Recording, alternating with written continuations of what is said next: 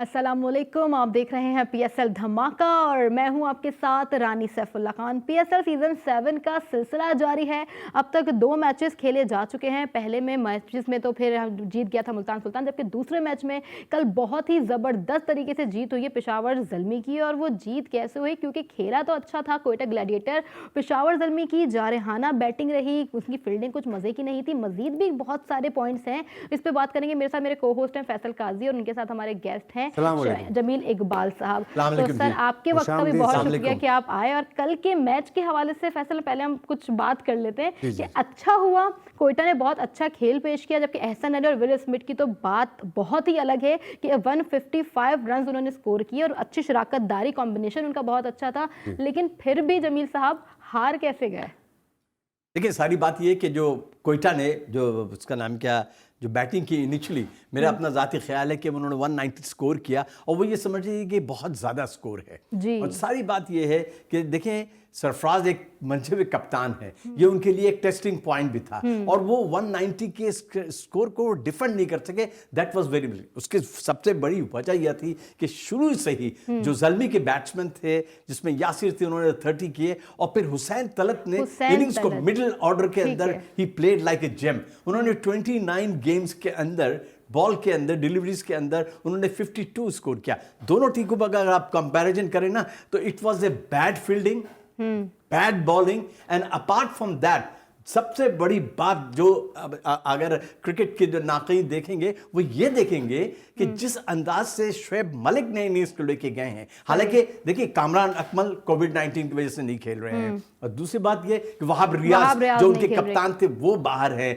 अरशद इकबाल उनका एक strike player है, he couldn't play it out. So इनकी गैर मौजूदगी में ये जीतना और 190 is a very big score to chase. 191 is very big score to chase. 29 ball 52 and Shoaib Malik 32 balls 45 not out, 48 not out. He played like a gem. और जो match का जो टर्निंग पॉइंट था ना, वो 19वां ओवर था। जेम्स फॉकनर बड़े खतरनाक बॉलर हैं। कभी वो तेज करते हैं, कभी वो स्लो करते हैं, कभी वो इन डिपर मारते हैं, लेग कटर्स मारते हैं। उनकी जो आखिरी 19वां ओवर था उसमें जो 22 रन बने रदरफोर्ड ने और शुएब मलिक ने बनाए, that was the turning point of play. और मेरा अपना ज़ाती ख्याल है कि लेटर ऑन ट्रिकल डाउन होगा। ये जो सरफराज की टीम हारी है, ये अगले मैचेस में उनको मेंटली तौर पे एक टॉर्चर देता रहेगा। अब पेशावर ज़ल्मी भारी आएगा, अब हमेशा ऊपर से ही आएगा। पेशावर ज़ल्मी ने कल जीत के सर अभी अपने हुसैन तलत की बात भी की है। हुसैन तलत पे बात करेंगे। खेला तो उन्होंने बेशक बहुत अच्छा, बैटिंग भी उनकी काफ़ी अच्छी रही, लेकिन आउट बहुत जल्दी हो गए हैं। जल्दी खेलने की वजह से इसमें कौन सी कोताहियाँ थी, इस पर बात करेंगे। लेकिन हम पहले नज़र डाल लेते हैं स्कोर्स पे कि कल अभी तक के स्कोर्स क्या रहे। ये हमारे पास देख रहे हैं कोयटा ग्लैडिएटर में विल स्मिथ ने 97 उस्मान कादर के साथ है, जबकि एहसन अली के साथ 73 स्कोर रहा। इफ्तिखार अहमद थे, जबकि पेशावर ज़ल्मी के हुसैन तलत, आपने भी वही बात की कि 29 बॉल्स पे 52। लेकिन आपको लग नहीं रहा कि ये जल्दी आउट हो गए? नहीं, देखिए, आप ये कहने 50 रन बनाया उस क्रूशियल वक्त पे जाके विकेट के ऊपर, जब एक देखिए, जब आप बैट्समैन फील्ड में उतरता है ना, तो उस पर एक बोझ होता है और उसके पीछे पूरी एक हिस्ट्री है कि मेरे 3 खिलाड़ी बाहर हैं और मुझे कुछ ना कुछ करना है। यहाँ मैं हुसैन तलत की बैटिंग को ये कहूँगा बिल्कुल आउटस्टैंडिंग खेले। वो जो उनकी गेंद थी, जिस गेंद पे वो आउट हुए, वो बॉटम ऑफ द बैट लगी और वो बाउंड्री पे आउट हुए। अगर थोड़ा सा और पावर होता, it would have been gone to the 6।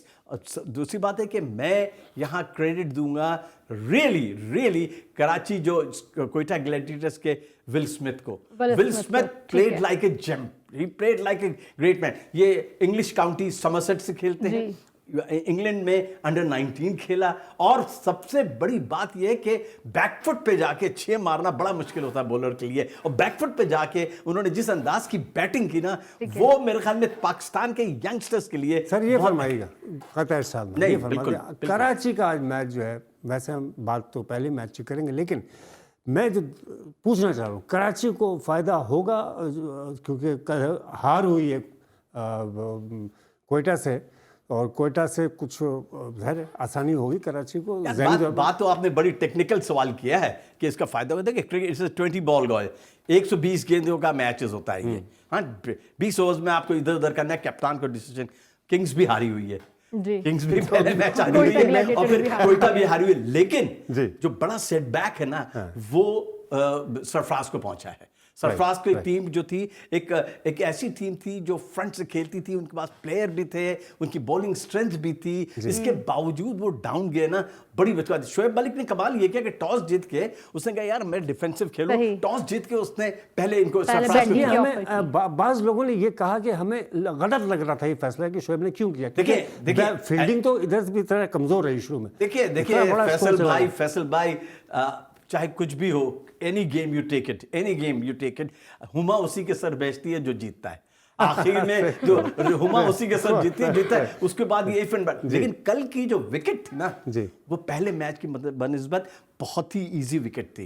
कल की विकेट की इसलिए कि 190 वो पहले मैच में लो स्कोरिंग मैच था, बॉल टर्न कर रही थी, चौथे पांचवें ओवर से गेम टर्न कर रही थी। यहां कल वो सूरत हाल नहीं थी, इसीलिए आप देखिए कि 73 एहसन अली ने क्या, रानी ने बताया कि 73 किया। उन्होंने ये नहीं देखा कि किस अंदाज से वो पांव को आगे लेके जा रहा था बॉलर्स के साथ, स्पिनर्स को भी इस्तेमाल कर रहा था, फास्ट बॉलर्स के लिए उसको गेंद नजर आ रही थी फुटबॉल की तरह, और फुटबॉल की तरह ही was playing like a gem player. और मुझे यकीन है पूरा कि आइंदा 6-7 महीने के अंदर he will be knocking the doors of Pakistan cricket team में, मेन 11 में खेलने के लिए potentially he has got the tremendous, he has got all the shots, चारों तरफ उन्होंने स्ट्रोक्स खेले। वे होता है ना बास प्लेयर, जैसे शर्जील है जी कराची किंग्स का, वो खेलता है लेग साइड पे, ऑन साइड प्लेयर है वो, उसको वहां मिल जाए तो वो छोड़ता नहीं है। लेकिन देखा वो रिवर्स स्वीप जो मारी वो कमाल की थी।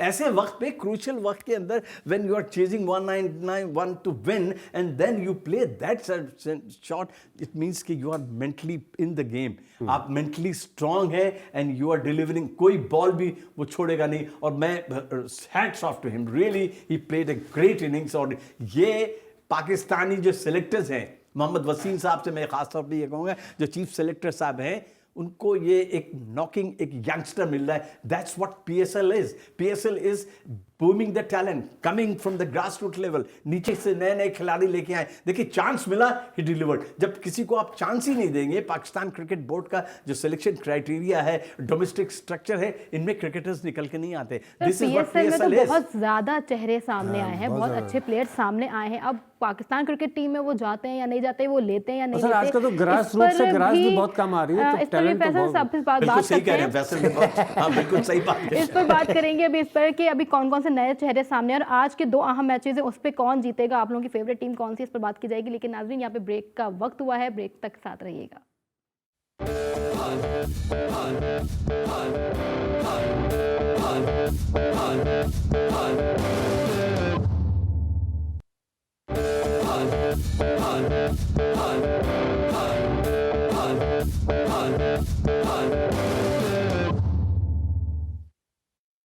खुशामदीद ख़वातीन और हज़रात, आप लोगों को एक दफ़ा फिर, और हम आपके साथ हैं, आप हमारे साथ हैं। हुआ ये है कि मुल्तान सुल्तान्स टॉस जीत गए हैं और बॉलिंग उन्होंने फैसला किया है और बैटिंग करवा रहे हैं वो लाहौर कलंदर्स को। जैसा कि पहला मैच आज लाहौर कलंदर और मुल्तान सुल्तान्स के बीच है।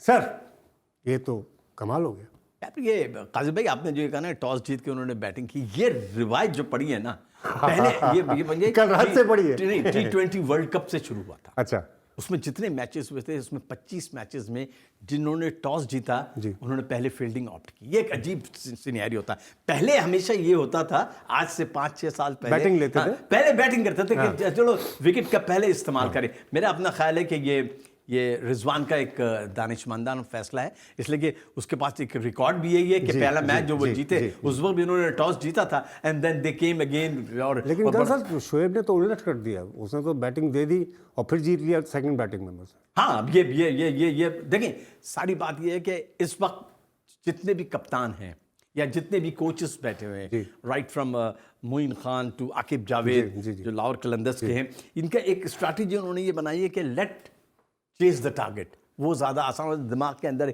एक टारगेट हो। हाँ, ये अलग बात है कि 190 के टारगेट को चेस करना मुश्किल काम होता है, मजाक नहीं था, और फिर वो मजाक नहीं था। और ये सेल्डम होता है क्रिकेटिंग वर्ल्ड में, ये बहुत ही कम देखा गया कि इतने बड़े क्लोज स्कोर को। नॉर्मली जो T20 क्रिकेट है, इसमें जो स्कोर होता है एक ऐसा स्कोर होता है कि जिसमें 130, 150 हाँ, 60, मतलब ये this is Rani in score विच मतलब यू कैन डिफेंड। लेकिन ये इतना बनाना बड़ी बात है, बहुत बड़ी बात। और दूसरी बात ये कि काजिम साहब ने कहा कि टॉस जीत के उन्होंने दिया, मेरे ख्याल में that's going to be a very very good match, बहुत ही क्लासिकल मैच होगा ये। बहुत इंपॉर्टेंट मैच बहुत हो important सकता है match आज, है। बहुत बड़ा फंसा हुआ मैच हो सकता है। लास्ट नाइट भी, रात को भी हमने फंसा हुआ मैच ही देखा है, लेकिन आज ज्यादा कुछ क्रूशियल हो सकता है। इस मैच की खास बात अच्छा, है, इसके बाद कतर साहब, हम इस पे आते हैं। रात में कराची है और उनके साथ फिर वो कोयटा है, तो ये दोनों टीमें मार खाई हैं, दोनों टीमें जख्मी हैं, दोनों टीमें जख्मी हैं, दोनों जो है मतलब, और इनका तो ताज़ा जख्म है, कोयटा का तो ताज़ा जख्म है, और ये कराची का 2 दिन पहले का है। दोनों मैचेस में किसका पलड़ा भारी देख रहे हैं? देखिए आज का जो मैच है, पहले लेट्स टॉक अबाउट दैट। आज का जो पहला मैच है ना, लाहौर कलंदर्स के लिए वेरी वाइटल है।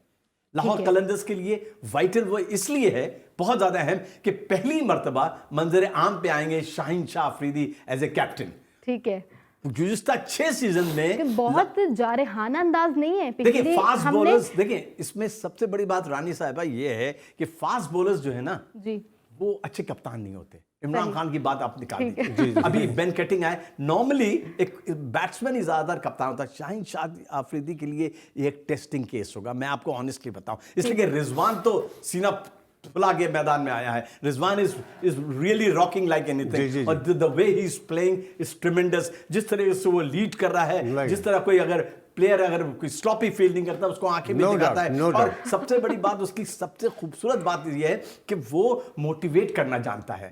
उसने जो मैच जीतने के बाद उसने जो बयान दिया था, वो बयान तारीख का हिस्सा बन गया। It should be written on the PCB board. उसने कहा मैं वो करना चाहता हूं जो आज तक किसी ने नहीं किया। सही, मतलब काजी भाई ये क्या होता है, ये ऐसे आदमी की कहानी होती है जो सिर्फ बैट और बॉल से नहीं खेल रहा है, अंदर से आग लगी हुई है। अंदर ये क्या अंदर बात कही है कि अंदर से उसने कहा कि मैं वो कर देना चाहता हूं जो किसी ने नहीं किया। और ये सिर्फ बैट और बॉल का गेम उसने नहीं बनाया, उसने अपने ईगो को बना लिया। उसने कहा I am going to do something for my country, और उसने कहा ये तमाम जीते होते सब बेकार है, सब कुछ पाकिस्तान है। खुदा की कसम, मैं यहाँ पे एक जुमला कह देना चाहता हूँ साहब, हमारे लिए बड़े काबिल एहतराम है।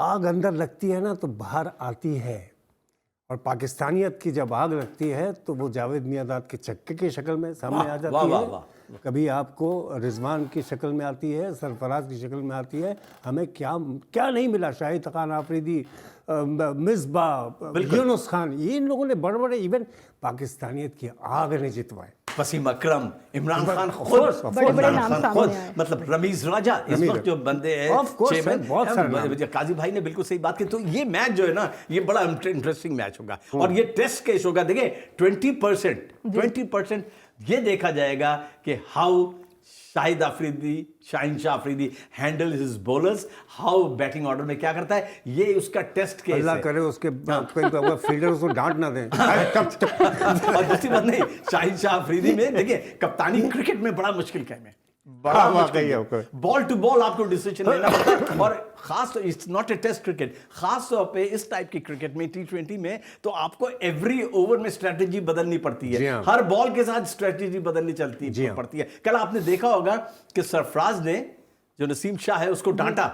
नसीम शाह एक फील्डर मांग रहा था इस तरफ, सरफराज ने कहा नहीं, मैं लीड कर रहा हूं, मैं कप्तान। वो बार बार कर रहा है, उसने हाथ भी जोड़ा, स्क्रीन पे नजर भी आया, उसने हाथ जोड़ा कि नहीं मुझे, उधर एक फील्डर तो उसने कहा नहीं भाई मैं कप्तान हूं, मुझे पता है स्ट्रेटेजी क्या है, तो क्या मैं जहां गेंद कर मैं यही बता दीजिए, वो सही था। मेरा अपना जाती ख्याल है कि ये बॉलर को हक है कि बॉलर का हक है कि वो अपनी फील्डिंग ले। मेरे ख्याल में कि इतना रिजिड डिसीजन नहीं होना चाहिए, बिल्कुल नहीं होना चाहिए, इसलिए कि बॉलर को पता है, आपको ये पता है। ये वाली बात हम कल भी कर रहे थे कि सरफराज की मतलब सरफराज कैप्टन है और यहाँ पे वो यही करते हैं अपने बॉलर्स या बैटर्स के साथ, तो यहाँ नाइंसाफी कर जाते हैं जब भी सब उनके अगेंस्ट भी जाते हैं। नाइंसाफी तो ना कहें कि रिजिड पना कह रहे हैं आप, नाइंसाफी तो, लेकिन आप बात सही कह रहे हैं, आप बिल्कुल सही बात है, होता है सर, आपने ठीक कहा बिल्कुल। और कप्तान जो बॉलर होता है ना, उसका टेम्पो मिस हो जाता है, वो जो उसके रिदम रुकता है।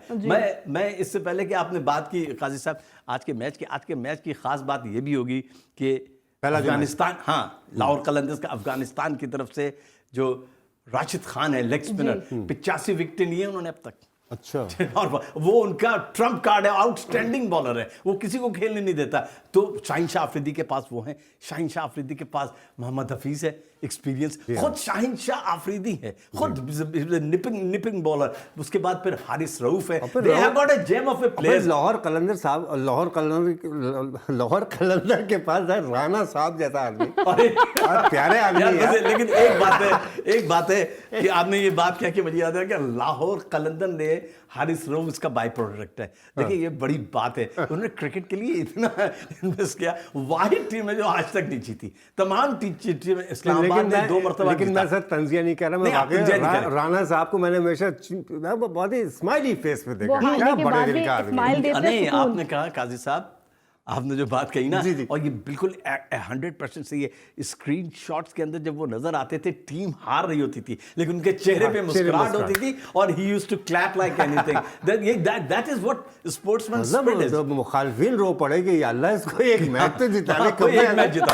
अब देखें उनको अल्लाह कामयाब करे, राणा साहब, लाहौर कलंदर्स को अल्लाह कामयाब करे, आपको कामयाब करे, आपकी टीम को। जी रानी। ठीक है, यहाँ पर तो खैर बहुत ज्यादा टीम के सपोर्टर्स हैं। मैं यही पूछ रही थी पहले भी आपसे कि आज के मैचेस में आप दोनों की फेवरेट टीम कौन सी है? इकबाल जमील साहब ने सारी हिस्ट्री अच्छा, मैं तो मुल्तान को सिलेक्ट कर चुका हूं। अच्छा, ये डे 1 पे ही मुल्तान को सिलेक्ट कर दिया। मेरा भी आज के मैच के लिए मुल्तान। पहले मैच में, दूसरे मैच में, पहले मैच के अंदर मुझे 100% आई विल गो फॉर। दूसरे मैच में मैं आज इन्होंने इस्लामाबाद को सपोर्ट कर दिया, पता नहीं क्यों। नहीं, इस्लामाबाद मैंने कहा कि ओवरऑल 6 टीम्स में से मेरी फेवरेट, आज इस्लामाबाद का कोई मैच नहीं है। भाई मेरे ये बहुत इंटेलिजेंट है, इन्होंने डाटा स्टैटिस्टिक्स देख लिया है कि इस्लामाबाद वही टीम है जो 2 मरतबा जीती है। ये वाहिद इनकी टीम है, ही नोज अबाउट दैट ना। मतलब ऐसे थोड़ी बैठी है एंकरिंग करनी है, जाहिर है हम लोगों को क्या पता है, डिप्लोमेटिक होकर जवाब दिया।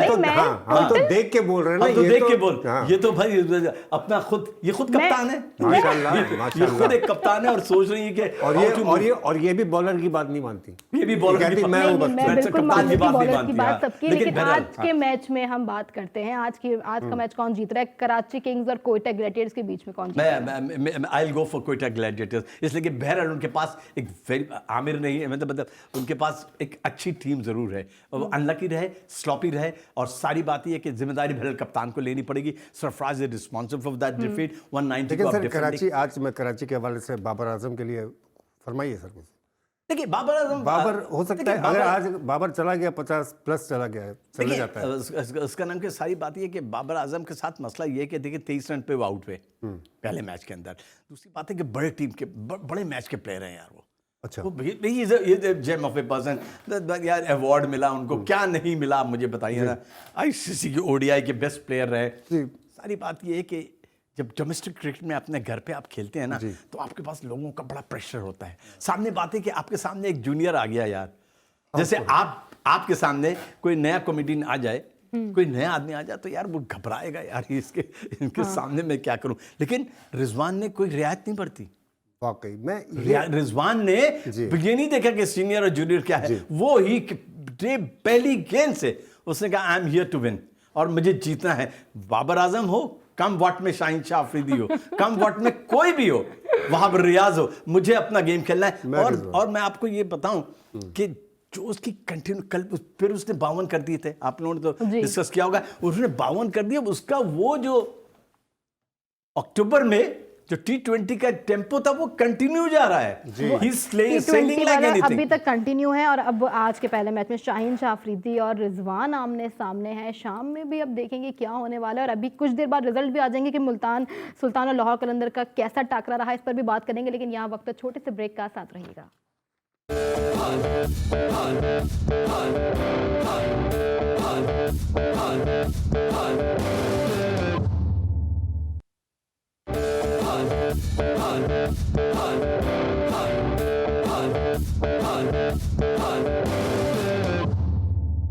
खुशामदीद ख़वातीन और हज़रात, एक दफ़ा फिर स्टूडियो में हमारे साथ मौजूद हमारे मेहमान। बात हो रही थी सपोर्टर्स की, सपोर्ट करने की। रानी अपनी बात कर रही थी, हम भी कर रहे थे। सर कहते हैं सर शाम के मैच के लिए आप ज़्यादा एक्साइटेड हैं, हाँ, मेरा अपना ज़ाती ख्याल है कि ये एक बड़ा इंपॉर्टेंट मैच होगा। जो दूसरा मैच कराची और I am talking about the पहला मैच जो इस वक्त जारी है नेशनल स्टेडियम कराची में। जी, वो तो बड़ा मैच है, ऑफ कोर्स बहुत बड़ा मैच है। लेकिन उसको आप कराची के हवाले से जो फरमा रहे थे। देखिए, उसमें कराची के हवाले से ये है कि कराची के पास एक अच्छी टीम है। जी, बाबर आजम एक अच्छे कप्तान हैं। बाबर आजम पे आप ये देखते हैं कि अगर आज वो टिक जाते हैं विकेट पे और एक बड़ा स्कोर कर देते देखिए, हैं, सारी बातें भाई टीम तो पूरी देखिए, बाबर आजम वो प्लेयर है, अगर 10 ओवर तक विकेट पे खड़े हो गए जी, तो फिर ये समझ लीजिए कि 170 180 स्कोर बन जाएगा। मैच सेफ हो जाएगा। हाँ, मैच सेफ हो जाएगा and he has got all the shots, he has got calibre. और सबसे बड़ी बात है कि बाबर आजम ने बहुत कुछ सीखा है, बड़ी मार खाई है बहुत हारने के बाद। अब वो इंटरनेशनल क्रिकेट में एक रेप्यूटेड कप्तान बने। और यही आलम रिजवान के साथ भी रहा है सर। नहीं, रिजवान जो ना, रिजवान उन प्लेयर में से जो जिसको नर्चर नहीं किया जाता, वो नेचुरल क्रिकेटर है। वो उन नीचे से खुद ब खुद निकल के आए। वो इज ए बॉर्न क्रिकेटर, मतलब जिस अंदाज में वो खेलता है। और सबसे बड़ी बात ये है कि आप देखिए कि एक मैच ने पाकिस्तान की किस्मत बदल दी। जब मैं I go back to Faisal भाई, go back to history little bit. जब अक्टूबर में T20 के लिए पाकिस्तान गई थी दुबई में, आपको यकीन नहीं आएगा, पूरे इंटरनेशनल क्रिकेट में पाकिस्तान का नाम कहीं नहीं था। इंडिया, ऑस्ट्रेलिया और इंग्लैंड को कह रहे थे कि ये फेवरेट हो गए, अंडरडॉग्स थी ये। और पहले मैच जो है वो, और पहले मैच ने किस्मत बदल दी। उसके बाद हुआ ये, उसके बाद जब इंडिया को हराया, कोई भी टीम पाकिस्तान का सामना करना घबरा रही थी, सबकी नानी मर रही थी, कहता यार ये किसके सामने आ गए। कितना बड़ा सेटबैक। क्योंकि देखिए, इंडिया के साथ वर्ल्ड कप का मैच जीतना एक तो ये तारीख चली आ रही थी, वो एक अजीब सा को कई सालों से नहीं जीते थे इंडिया के सामने मैच, कभी नहीं जीते थे, कभी नहीं पहला था। और दूसरे फैसल, सबसे बड़ी बात ये यार कि 10 विकेट की मार, 10 विकेट की मार, और एक प्लेयर भी आउट नहीं हुआ। 10 विकेट की मार। देखिए, विराट कोहली जो आज स्टेप डाउन हुआ है ना, टेस्ट क्रिकेट से, ओडीआई से, T20 से, वो जो उसका लेगेसी थी ना, वो उसको हाउंड कर रही थी। इंडिया ने इतना खतरनाक लिखा उसके खिलाफ कि यू पुट इट डाउन, और ये किया वो किया। हम तो जज्बाती हैं, लेकिन वो हमसे ज्यादा जज्बाती है क्रिकेट के मामले में। वो पागल और दीवाने हो जाते हैं, वो किसी की नहीं छोड़ते। नतीजा देखें कि उनकी कप्तानी भी गई और सब कुछ उनके हाथों से चला गया विराट कोहली का। वो 2 जो गेंदें थी ना पहले ओवर की, जो शाहिन शाह अफरीदी के tremendous coming on to the wicket and then swinging away, Sharma गया, राहुल गया, वो पहला LBW और उसका पहला बोर्ड। नासिर हुसैन जो इंग्लैंड का इतना बड़ा कप्तान था, उसने कहा था These two are the magical deliveries। 2 magical deliveries है। उसने कंपेयर करना शुरू कर दिया 1992 के वर्ल्ड कप के वसीम अकरम की 2 डिलीवरीज का, जो एलन लैम्ब को उसने आउट किया था। बॉल यहां पड़ी थी, विकेट वहां थी, और इतनी अंदर आई और डिसलॉज कर दिया बेल्स को। तो ये है। अब दूसरी बात ये कि मेरा अपना जाती ख्याल ये है कि बाबर आजम का पोटेंशियल है। सरफराज साहब कल एक बीटन मैन नजर आए। उनकी बॉडी लैंग्वेज बहुत डाउन थी, शुरू में बहुत हावी थे, 15 ओवर्स के बाद तो उनकी बॉडी लैंग्वेज बिल्कुल ही चली गई। मैं जहाँ तक देख रहा था तो उस जो बॉडी लैंग्वेज की बात करें सर, वहाँ से जब 2 छक्के पड़े ना उनके स्पिनर को, जिसको उन्होंने आवाज़ लगाई थी वापस आ जाओ, लेंथ में वापस आओ, है ना। तो वो 2 छक्के पड़े, तो वहाँ से एक तो वो उनसे हाथ से निकल गई बॉल, तो औंधे पड़ गए वो। वहाँ से मुझे लग रहा है वहाँ से वो थोड़ा सा शेकी हो गया था कि आपकी बात बिल्कुल सही है। आप देखिए ना, आखिरी 2 ओवर में 26 रन चाहिए थे यार, मतलब उसके बावजूद मतलब ये डिफेंड नहीं कर सके, बहुत आसानी से हो सकता था। और मैंने कहा था ना, जेम्स फॉकनर का जो 19वां ओवर था, जिससे आप छक्के की बात करें, उसमें 22 रन जो बने ना, वहाँ गला दबोच लेते हैं उन्होंने। कोयटा ग्लैडिएटर्स का जलमे ने गला दबोच लिया था। उसके बाद मैच उनके हाथ से जाना नहीं था, 2 गेंद पहले मैच खत्म हो गया। और आज का जो लाहौर और मुल्तान का जो मैच है, इसमें फील्डिंग पहले मुल्तान कर रहा है, राइट? टॉस जीत के पहले फील्डिंग कर रहा है।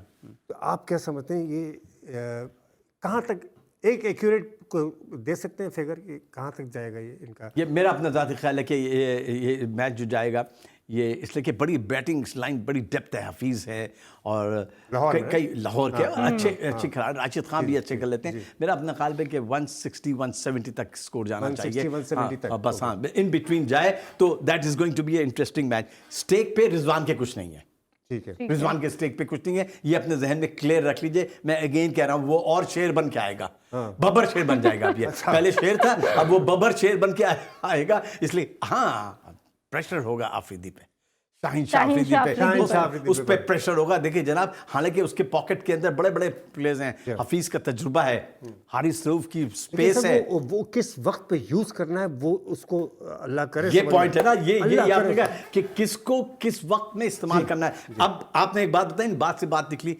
क्या कल अगर मैच का नक्शा कुछ और होता, अगर सरफराज अपने फास्ट बॉलर्स को 3 ओवर पहले ले आता, That would have been a different game. 3 over पहले, लेकिन बहुत लेट लेके आए। कमेंटेटर्स पे रिलाई करते हैं शोएब मलिक को इतना रिलैक्स ना दे, नहीं मिलता। मैं आपको ये गारंटी करके बता, और उसने ले लिया, स्पिनर्स को उसने कूट दिया।